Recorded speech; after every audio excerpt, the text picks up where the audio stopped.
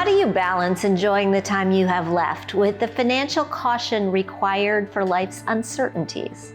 This is Nancy. She's 72, a retired art teacher, and after decades spent taking care of everyone else, she's ready to start taking care of herself.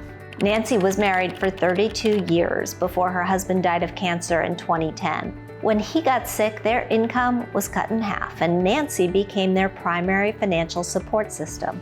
After he passed, Nancy found herself caregiving again, this time for her mother through 8 years of Alzheimer's disease. Altogether, she spent more than a decade caring for other people's needs before making time for herself. Many people like Nancy enter retirement not just financially exhausted, but also emotionally spent. They've given decades to caregiving, supporting, and sacrificing. But at some point, the question becomes, when do I finally get to live? For Nancy, that realization arrived this year.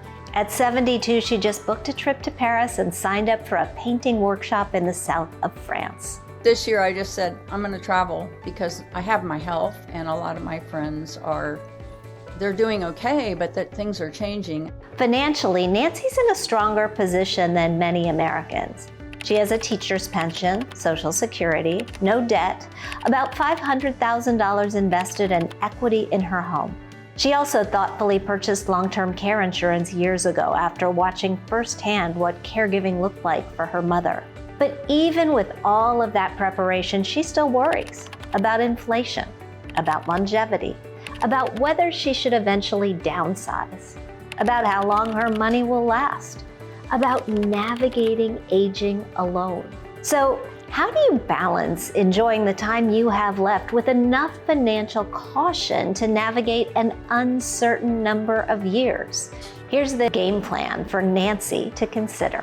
First, maintaining a lifestyle where essential expenses are largely covered by guaranteed income is key.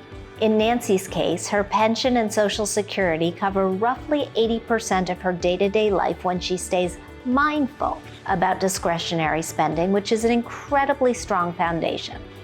Second, continuing to give herself permission to spend intentionally on experiences and enjoyment while she's young and healthy enough to do so.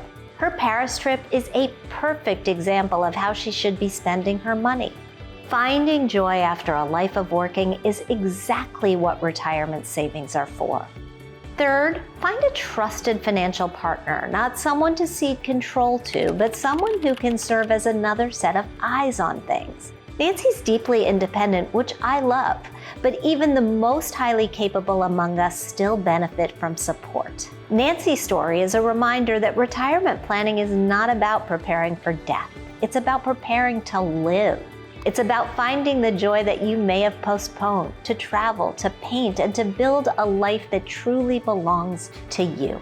I hope you enjoyed hearing about Nancy's journey. Be sure to check out the other videos in this series, which explores how real people can achieve the retirement they want most by having a plan for turning their savings into income.